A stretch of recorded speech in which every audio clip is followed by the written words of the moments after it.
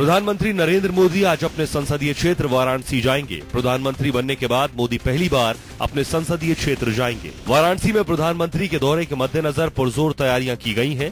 BJP नेता और कार्यकर्ता मोदी के स्वागत की तैयारी में जुटे हैं। प्रधानमंत्री के 2 दिन के इस दौरे के लिए बेहद कड़े सुरक्षा इंतजाम किए गए हैं। मोदी इस दौरान बुनकरों के लिए विशेष व्यापार केंद्र और हथकरघा संग्रहालय का उद्घाटन करेंगे।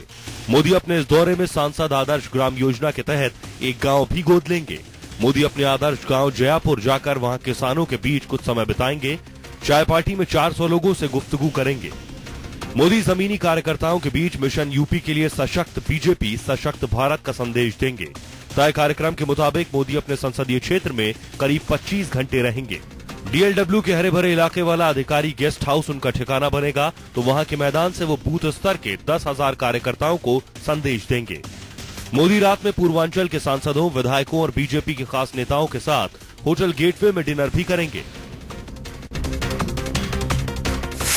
प्रधानमंत्री मोदी की अगवानी यूपी के सीएम अखिलेश यादव और 5 कैबिनेट मिनिस्टर करेंगे। जिला प्रशासन को मिले प्रोटोकॉल के मुताबिक सीएम और मंत्री आज सुबह 8:45 पर विमान से बाबतपुर एयरपोर्ट पहुंचेंगे, जहां वो प्रधानमंत्री का स्वागत करेंगे। प्रधानमंत्री मोदी अपने 2 दिनों के वाराणसी दौरे में काफी व्यस्त रहेंगे। प्रधानमंत्री मोदी के कार्यक्रम के मुताबिक सुबह 9:35 पर बाबतपुर एयरपोर्ट पहुंचेंगे। सुबह 10:10 पर लालपुर में बुनकरों के लिए फैसिलिटी सेंटर का उद्घाटन करेंगे, साथ ही बुनकरों को संबोधित करेंगे। सुबह 11:40 पर जयापुर गांव पहुंचेंगे। सुबह 11:50 से 12:50 तक जयापुर गांव में सभा को संबोधित करेंगे। दोपहर 1:35 पर मोदी DLW पहुंचेंगे, जहां दोपहर 3 बजे तक गेस्ट हाउस में उनका लंच का कार्यक्रम है। दोपहर 3:25 से शाम 4:25 तक संसदीय कार्यालय में जनता मिलन होगा। शाम 6:20 पर DLW मैदान में कार्यकर्ताओं को संबोधित करेंगे। शाम 7:45 से रात 9:15 तक मोदी होटल ताज में प्रमुख नागरिक सम्मेलन में शिरकत करेंगे। रात 9:40 पर मोदी वापस DLW गेस्ट हाउस लौटेंगे, जिसके बाद दूसरे दिन यानी 8 नवंबर को मोदी सुबह 9:10 पर माता आनंदमयी अस्पताल का दौरा करेंगे, जिसके बाद सुबह 9:45 पर विवेकानंद की प्रतिमा का अनावरण करने का कार्यक्रम है।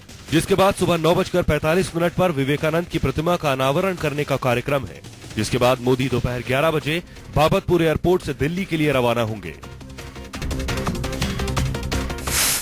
बीजेपी अध्यक्ष अमित शाह ने शिवसेना सुप्रीमो उद्धव ठाकरे से फोन पर बात की है। सूत्रों के मुताबिक अमित शाह ने केंद्र में मंत्री बनाने के लिए उद्धव ठाकरे से शिवसेना सांसद के नाम मांगे हैं। मंत्री पद के लिए सुनील प्रभु के नाम की चर्चा हो रही है, लेकिन सूत्रों के मुताबिक अनिल देसाई शिवसेना की पसंद है। वहीं शिवसेना के एक सांसद ने कहा है कि हमें प्रधानमंत्री कार्यालय यानी PMO से कॉल कर कहा गया था कि हमें ऐसे 2 नाम बताएं जिनके बारे में हम मानते हैं कि उन्हें मोदी कैबिनेट में शामिल किया जाना चाहिए। सांसद ने कहा कि वैसे तो हमारे पास बहुत सारे नाम हैं, लेकिन उद्धव ठाकरे शुक्रवार सुबह यानी आज अपनी सिफारिश भेज देंगे। केंद्र में शिवसेना को मंत्री पद की पेशकश ऐसे समय में हुई है जब महाराष्ट्र के मुख्यमंत्री देवेंद्र फडणवीस ने साफ कर दिया है कि शिवसेना का कोई भी मंत्री 12 नवंबर को विश्वास मत जीतने से पहले उनकी सरकार में शामिल नहीं किया जाएगा। माना जा रहा है कि केंद्र में शिवसेना को मंत्री पद की पेशकश इस मकसद से की गई है कि वो महाराष्ट्र विधानसभा में विश्वास मत के दौरान देवेंद्र फडणवीस सरकार का समर्थन करें। बता दें कि बीजेपी ने जोर देकर कहा था कि शिवसेना पहले विश्वास मत के दौरान उसका साथ दे, लेकिन शिवसेना की इच्छा थी कि 12 नवंबर से पहले उसके कुछ नेताओं को फडणवीस सरकार में मंत्री बनाया जाए। आंध्र प्रदेश के विशाखापट्टनम तट पर गुरुवार को नौसेना का एक और युद्धपोत हादसे का शिकार हो गया। इस युद्धपोत के समुद्र में डूबने से एक नौसैनिक की मौत हो गई, जबकि 4 नौसैनिक लापता हैं। इस हादसे के बाद नेवी ने रेस्क्यू ऑपरेशन चलाकर युद्धपोत पर सवार 23 नौसैनिकों को सुरक्षित बचा लिया। लापता नौसैनिकों की तलाश के लिए नेवी का रेस्क्यू ऑपरेशन जारी है। हादसा गुरुवार रात 8 बजे बंदरगाह से 15 किलोमीटर की दूरी पर हुआ। पोत का नाम अस्त्रवाहिनी A-72 है। ये पोत टॉर्पीडो रिकवरी वेसल कहलाता है। ये बड़े पोतों के प्रैक्टिस के लिए दागी जाने वाली छोटी डमी मिसाइलों की रिकवरी के काम आता है। इस पर 28 नौसैनिक सवार थे। जानकारी के मुताबिक ये हादसा विशाखापट्टनम हार्बर के बाहर तब हुआ जब युद्धपोत अपने रूटीन ट्रेनिंग मिशन से लौट रहा था। नौसेना के बयान में कहा गया है कि युद्धपोत नियमित अभ्यास पर था। उसके एक कंपार्टमेंट में पानी भरने से पूरा पोत डूब गया। नौसेना ने इस हादसे की जांच के आदेश दे दिए हैं। रक्षा मंत्री अरुण जेटली को भी इस हादसे के बारे में बताया गया है।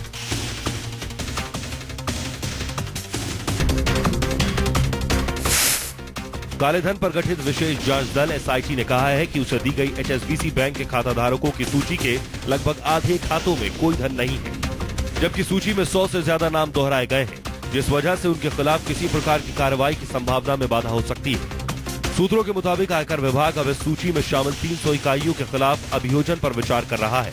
सुप्रीम कोर्ट को सरकार की तरफ से हाल ही में सौंपी गई इस सूची में कुल मिलाकर 628 नाम। एसआईटी ने पाया कि HSBC जिनेवा की सूची में लगभग 289 नामों के साथ कोई राशि नहीं है, जबकि सूची में 122 नाम 2 बार आए हैं। सूत्रों के मुताबिक एसआईटी ने पाया है कि इन विशेष नामों के खिलाफ कार्रवाई करने में सबसे बड़ी बाधा ये है कि इन खातों के परिचालन का ब्यौरा नहीं है। सूची में जिक्र नहीं है कि ये खाते कब खोले गए और इनमें लेन देन का कोई विवरण भी नहीं है। एसआईटी की रिपोर्ट के मुताबिक आयकर विभाग ने सूची में शामिल खाता धारकों के खिलाफ 150 तलाशी या सर्वे कार्रवाई की है, लेकिन उनके खिलाफ अभियोजन कार्रवाई के बारे में अभी फैसला नहीं किया गया है।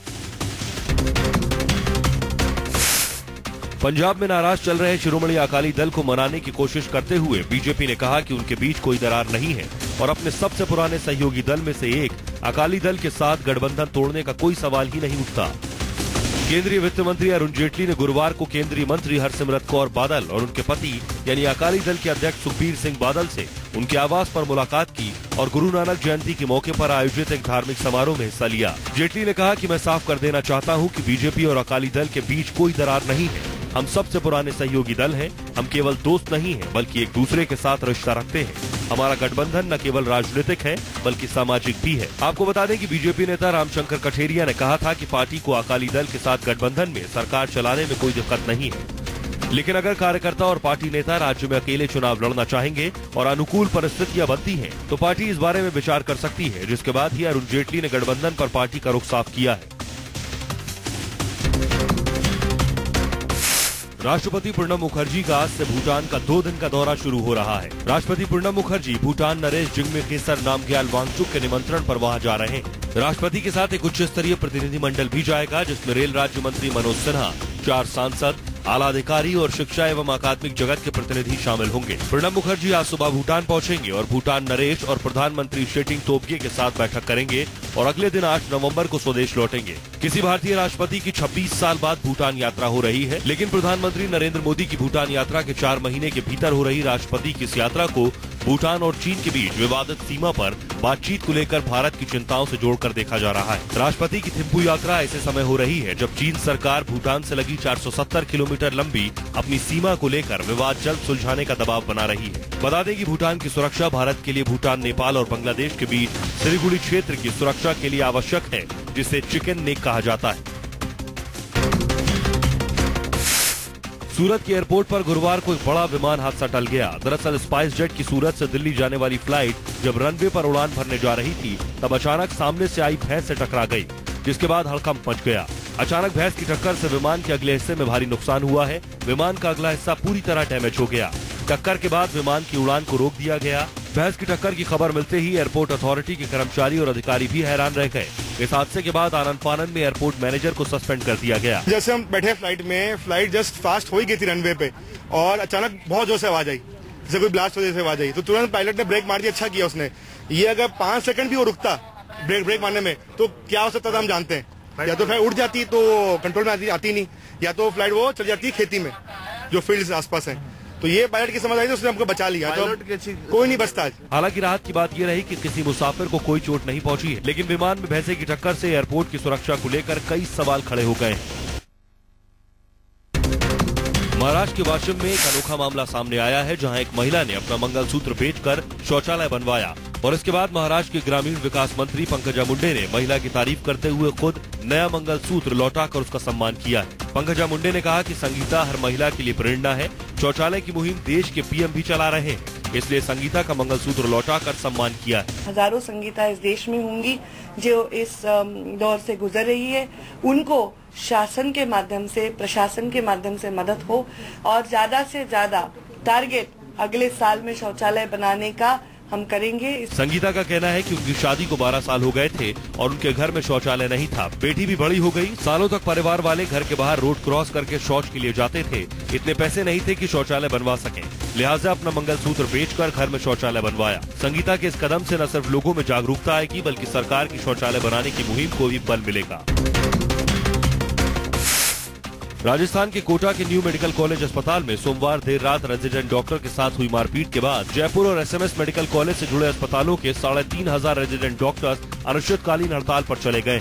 रेजिडेंट डॉक्टर्स ने सरकार से मांग की है कि घटना से जुड़े आरोपियों को तुरंत गिरफ्तार कर कार्रवाई की जाए, साथ ही डॉक्टर्स की सुरक्षा के लिए पुख्ता बंदोबस्त किए जाएं। रेजिडेंट डॉक्टर के साथ मारपीट करना वो भी अनुचित है, इसलिए निश्चित अगर मरीजों के परिजनों द्वारा मारपीट की घटनाएं रुक जाएगी तो मैं जहां तक सोचता हूं कि भविष्य में राजस्थान में रेजिडेंट डॉक्टर की हड़ताल नहीं होगी। रेजिडेंट डॉक्टर्स की हड़ताल के चलते अब प्रदेश में चिकित्सा व्यवस्था चरमराने लगी है। हालांकि जयपुर के सबसे बड़े एसएमएस अस्पताल प्रशासन का दावा है किसी भी तरह मरीजों को परेशानी नहीं आने दी जाएगी। बता दें कि कोटा में रेजिडेंट डॉक्टर ने मरीज के परिजनों पर मारपीट का आरोप लगाकर शिकायत की थी कि आरोपियों को पकड़ने के लिए पुलिस और सरकार की तरफ से कोई कार्रवाई नहीं की जा रही। जयपुर में एक 5 सितारा होटल में बच्चों के हाथों शराब के साथ केक मिक्सिंग सेरेमनी करवाने के मामले ने तूल पकड़ लिया। 18 साल से कम उम्र के बच्चों को शराब परोसने या उनके हाथों शराब हैंडल करवाना आबकारी नियमों का उल्लंघन है। आबकारी विभाग ने होटल के खिलाफ मुकदमा दर्ज कर लिया है। उन्होंने शराब सर्व की, यानी वहाँ मिक्सिंग कराई, जो प्रथम प्राइमा फेसी के लिए हमारे सामने मामला सामने आया है। हमने इस होटल के खिलाफ ब्रेच ऑफ लाइसेंस कंडीशन का मुकदमा दर्ज कर लिया है। आबकारी विभाग ने 58C नियम के तहत कार्रवाई करते हुए मामला दर्ज कर लिया है, जिसकी रिपोर्ट आबकारी आयुक्त के पास भेजी जाएगी। आरोप सही पाए गए तो इस होटल पर लाइसेंस फीस का 10 गुना तक का जुर्माना हो सकता है। दरअसल जयपुर के होटल हिल्टन में केक मिक्सिंग सेरेमनी का आयोजन किया गया था। केक के मिक्सचर में शराब मिलाई गई थी। बात इतनी ही होती तो गलत नहीं था, लेकिन शराब मिलवाने का काम इस कार्यक्रम में आए छोटे छोटे बच्चों से करवाया गया, जो राजस्थान आबकारी कानून के तहत अपराध है। राजस्थान आबकारी कानून के मुताबिक 18 साल से छोटे व्यक्ति को शराब परोसना या हैंडल करने देना लाइसेंस शर्तों का उल्लंघन है। बॉलीवुड अभिनेता सलमान खान ने गुरुवार को प्रधानमंत्री नरेंद्र मोदी से मुलाकात की। इस मौके पर सलमान ने पीएम को अपनी बहन अर्पिता की शादी में आने का न्योता दिया। बताया जाता है कि मोदी ने उनका न्योता स्वीकार भी कर लिया है। अर्पिता दिल्ली के बिजनेसमैन आयुष शर्मा से शादी करने जा रही हैं। प्रधानमंत्री से मुलाकात के दौरान सलमान के साथ उनकी बहन अलवीरा भी थी। यहाँ तक कि अलवीरा ने ही मोदी को वेडिंग कार्ड दिया। सलमान इन दिनों फिल्म बजरंगी भाईजान की शूटिंग के सिलसिले में दिल्ली में है। अर्पिता लंबे अरसे से दिल्ली के बिजनेसमैन आयुष शर्मा के साथ रिलेशनशिप में है। फिलहाल खान परिवार जश्न की तैयारियों में जुटा हुआ है। दोनों की शादी हैदराबाद के फलकनुमा पैलेस में होनी है। बताया जाता है कि सलमान ने इस पूरे होटल को 1 हफ्ते के लिए बुक कर लिया है और इसके लिए 3 करोड़ रुपए चुकाए गए हैं। बताया जाता है कि शादी के बाद अर्पिता और आयुष भी मुंबई के उसी गैलेक्सी अपार्टमेंट में शिफ्ट हो जाएंगे, जिसमें सलमान का परिवार रहता है। नवविवाहित जोड़े के लिए बिल्डिंग में नया फ्लैट भी रेंट पर ले लिया गया है।